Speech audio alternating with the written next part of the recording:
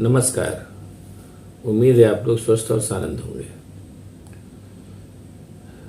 अक्सर ऐसा होता है, इतिहास में ऐसा कई बार हो चुका है कि हठी शासक अपने हठ में ज़मीनी सच्चाइयों को अक्सर नज़रअंदाज कर देते हैं। और इतिहास में यह भी कहा गया है कि इतिहास अक्सर अपने आप को दोहराता है, और वो इसलिए ऐसा करता है क्योंकि इतिहास से कोई सबक नहीं लेता। इन दो चीज़ों में आज की परिचर्चा होगी। अब ये कहने में कोई संकोच नहीं है कि भारतीय जनता पार्टी का ये मानना है कि शासन करने का नैतिक अधिकार उसी के पास है, और इस बात को उन्होंने छुपाया भी नहीं। ये अच्छी बात है। अभी कुछ ही दिन पहले नड्डा साहब ने कहा कि विपक्ष कांग्रेस तो अब खत्म हो ही रही है, साथ ही क्षेत्रीय पार्टियां भी खत्म हो जाएंगी और केवल भारतीय जनता पार्टी रह जाएगी। उसके पहले अपने प्रधान सेवक साहब कांग्रेस मुक्त भारत का नारा दे ही चुके हैं। यानी ये अच्छी बात है भारतीय जनता पार्टी की, वो अपनी बातें छुपाते नहीं, खुल के कहते हैं कि वो ये चाहते हैं कि देश में केवल उन्हीं का शासन रहे, क्योंकि देश की भलाई इसी में है। अपनी भलाई की बात वो नहीं करते, देश की भलाई की बात करते हैं। चलो, ये भी अच्छी बात है। अब जैसे मैंने कहा ना कि हठी शासक अपने हठ में ज़मीनी सच्चाइयों को अक्सर नज़रअंदाज कर देते हैं। ऐसा पहले भी हो चुका है, जैसे मैंने कहा, और हाल ही में हुआ है। कोई बहुत पुरानी बात नहीं। पुरानी बातों को देखेंगे तो बड़ी लंबी फहरिस्त बनेगी, इसलिए उसकी कोई जरूरत नहीं। हाल ही की बात होगी।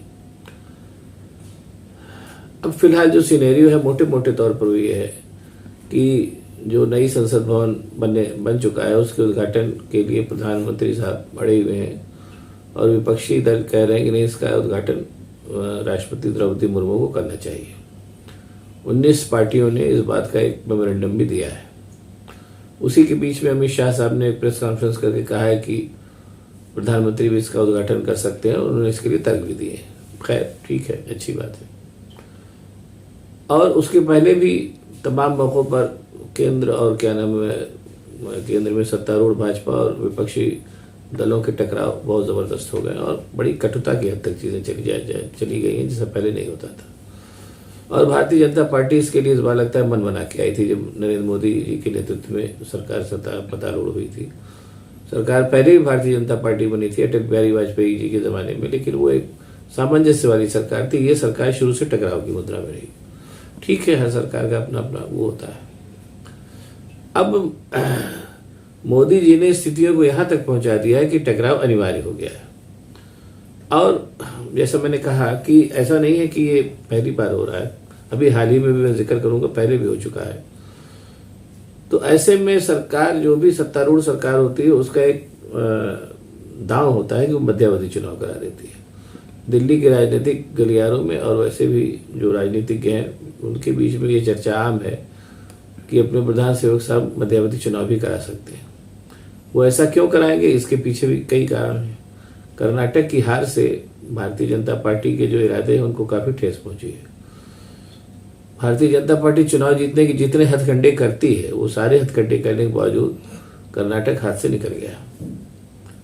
और लेकिन तो भी अपने हथकंडों से भारतीय जनता पार्टी बाज नहीं आ रही। भी हाल ही में केजरीवाल को जब सुप्रीम कोर्ट से ये सुविधा मिली कि आप अपने हिसाब से कामों को करें, तो एक अध्यादेश ला करके उन्होंने सुप्रीम कोर्ट के निर्णय को भी पलट दिया। ऐसे में अब ये तो हुई है, मतलब ये स्थिति है। और उसके अलावा जो चीज़ें सामने आ रही हैं उस पर चर्चा होती रहती है कि भारतीय जनता पार्टी के जो पहले के कारनामे रहे हैं, जैसे मध्य प्रदेश में और महाराष्ट्र में सरकार गिरा करके अपनी सरकारें बना देना, और इन सब राज्यों में भी जो चुनाव होने वाले, तो उसमें भी ऐसा कहा जा रहा है कि भारतीय जनता पार्टी बुरी तरीके से हारेगी। अगर मान लीजिए हार जाती है, जैसा कर्नाटक में हारने से ही काफ़ी कुछ माहौल बन गया है, और अगर महाराष्ट्र मध्य प्रदेश में भी हार जाएगी, जहाँ की अभी चुनाव होने वाले हैं कुछ महीनों बाद, तो और माहौल ख़राब होगा। तो ऐसे में जो राजनीतिक गलियारों में चर्चा चल रही है कि अपने प्रधान सेवक साहब मध्यावधि चुनाव करा सकते हैं, ताकि अगर वो बदनामी से बचा जा सके, और ये मास्टर स्ट्रोक जो है वो हो सकता है कि उनको तीसरी बार सेवा का मौका फिर से दे दे। और उसमें जो 2000 के नोट बंद हुए हैं, उसने भी इस बात को संकेत दिया है कि वो प्रधानमंत्री औचक रूप से मध्यावधि चुनाव का निर्णय लेकर के विपक्ष को भ्रमित कर सकते हैं। अब आइए, देखते हैं कि ऐसा पहले कब कब हुआ और उसके क्या क्या परिणाम आए। सबसे पहला मध्यावधि चुनाव इंदिरा जी ने कराया था 1971 में, लेकिन वो इंदिरा जी के हट से नहीं हुआ था। वो राजनीतिक स्ट्रेटेजी तो थी, लेकिन उसमें कोई भ्रम नहीं या कोई हट या भ्रम की बात नहीं थी। 1966 में जब इंदिरा गांधी प्रधानमंत्री बनी तो अल्पमत की सरकार थी, कम्युनिस्ट पार्टी के सहयोग से चल रही थी, और कोई भी सरकार अल्पमत में नहीं चलना चाहती, ऐसा इंदिरा जी का भी मानना था। 1971 में बांग्लादेश की और पाकिस्तान के साथ जो उनकी लड़ाई हुई, जिसमें बांग्लादेश बना, उसके बाद से वो अपराजय हो गई थी, और उस छवि का फायदा उठा करके उन्होंने तत्काल मध्यावधि चुनाव कराया, जिसमें वो पूर्ण बहुमत के साथ सत्तारूढ़ हुए। था वो मध्यावधि चुनाव ही, लेकिन बहरहाल चूंकि उसके पीछे कोई भ्रम या हट नहीं था, इसलिए वो जीती। बहरहाल वो सरकार चली, और लेकिन अंत में इस बार जो उनकी जो दूसरा टर्म था सत्ता में, उसमें इंदिरा गांधी ने भी कई बार हट किया। उनके हट और जो बाद में उनके लड़के आए संजय गांधी, उन सब लोगों ने कुल मिला के स्थितियां इतनी खराब कर दी कि इमरजेंसी लगानी पड़ी। और इमरजेंसी लगाने के बाद फिर से सत्ता में आने के लिए, चूंकि इंदिरा जी भी उस समय तक, जैसा मैंने कहा कि हट के चलते जमीनी सच्चाइयों से नावाकिफ हो चुकी थी, उन्होंने फिर से सत्ता में आने के लिए वही पुराना नुस्खा अपनाया और मध्यावधि चुनाव की घोषणा 1977 में कर दी। उनकी इंटेलिजेंस ने उनको खबर दी थी वो फिर से जीत सकते हैं, लेकिन इंटेलिजेंस एजेंसी भी हठी शासक को क्या ही सच्ची खबर देती, ऐसा मान सकते हैं आप। और उस चुनाव में इंदिरा गांधी बुरी तरीके से हारी, और वो उनकी हार जो थी उनकी हट का ही परिणाम थी, ये कहने में संकोच नहीं होना चाहिए। और तीसरा मध्यावधि चुनाव अटल जी के जमाने में हुआ था, जब वो प्रधानमंत्री थे, और उनके आखिर के दिनों में प्रधानमंत्री बनने के लिए अटल बिहारी वाजपेयी में और अडवाणी में जो संघर्ष हुआ, उसके चलते स्थितियां एकदम से खराब होने लगी थी, काबू से बाहर होने लगी थी, और उससे निपटने का ये रास्ता अख्तियार किया गया कि मध्यावधि चुनाव करा दिया गया। इंडिया शाइनिंग नारे के साथ उस नारे की हवा निकल गई और भारतीय जनता पार्टी चुनाव हार गई। यानी ये बातें जो मैंने बताई, इसलिए बताएं कि मध्यावधि चुनाव अक्सर सत्तारूढ़ दल के हट से निकलता है और विपक्ष को भौचक्का करने के लिए ऐसा किया जाता है, ताकि सत्तारूढ़ दल दोबारा पावर में आ सके। ये चीज जैसे मैंने पुराने आपको जो उदाहरण दिए उससे स्पष्ट हो गया होगा। यही रणनीति मुझे लगता है कि अगर इन बातों में सच्चाई है कि अपने प्रधान सेवक साहब मध्यावधि चुनाव करा सकते हैं, तो उसके पीछे स्ट्रेटजी यही है कि हमको तीसरी बार सेवा विस्तार मिल सके, इसके लिए मध्यावधि चुनाव करा दो। विपक्ष पूरी तरीके से अभी एका के तौर पे लामबंद भी नहीं हुआ है, विपक्षी एका जो नहीं हुआ है, और वो चुनाव के लिए तैयार भी नहीं है विपक्ष, जबकि सत्तारूढ़ भाजपा हमेशा चुनाव के मोड में रहती है। और जाहिर सी बात है, सत्तारूढ़ पार्टी होने के नाते उनके पास और भी तमाम सुविधाएं और लाभ होती हैं जो विपक्ष के पास नहीं होता है।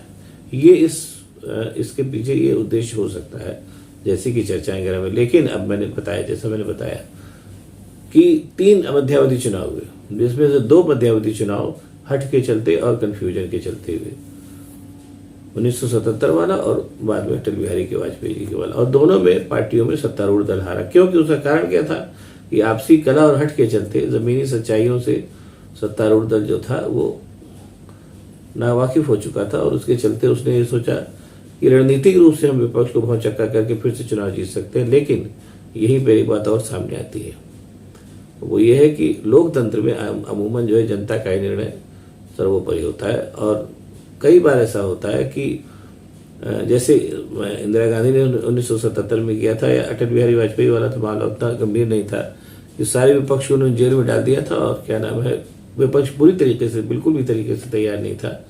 लेकिन जब चुनाव हुए तो पता चला कि उत्तर प्रदेश में एक भी सीट कांग्रेस को नहीं मिली, और बाकी जगह भी उसकी बड़ी बुरी तरीके से हारी। दक्षिण में उसको थोड़ा सा हारा मिला। तो इसलिए ये मान के चलिए कि जो सत्तारूढ़ दल की जो नीति होती है कि हम मध्यावधि चुनाव के फिर से करा के फिर से पावर में आ जाएंगे, तो जो 3 मध्यावधि चुनाव हुए अभी तक, उसमें से 2 बार तो सत्तारूढ़ दल हारा ही। और जैसा मैंने बताया कि 2 बार जहां वो हारा, उसके पीछे मैं फिर से कह रहा हूं कि सत्तारूढ़ दल का अहंकार और हट था, जिसमें वो जमीनी सच्चाइयों से नावाकिफ हो चुका था।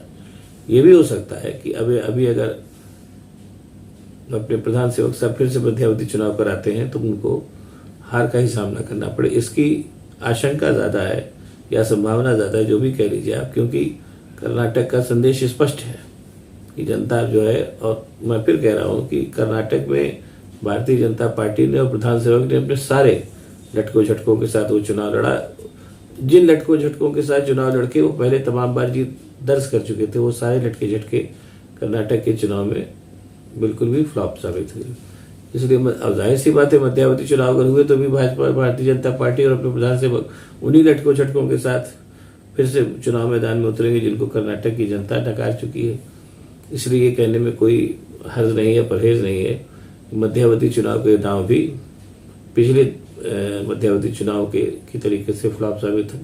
बहरहाल अगर मध्यावधि चुनाव होता है तो चीज़ें सामने आएंगी, उसमें बहुत देर नहीं लगती है। इस दांव को भी देखना दिलचस्प अनुभव होगा। देखिए क्या होता है, चीज़ें कुछ दिन बाद ही स्पष्ट हो जाएंगी। लेकिन मुझे लगता है कि अब ये दांव अगर अपने प्रधान सेवक साहब खेलते भी हैं तो ये दांव काफ़ी हद तक अप्रासंगिक हो चुका है। इसको जनता इसका जवाब उचित समय पर दे देगी। अगर आपको ये वीडियो पसंद आया तो इसको लाइक करिए, शेयर करिए, मेरे चैनल को सब्सक्राइब करिए ताकि मैं और भी ऐसी बातें आपको बताता रह सकूँ। बहुत बहुत धन्यवाद। नमस्कार।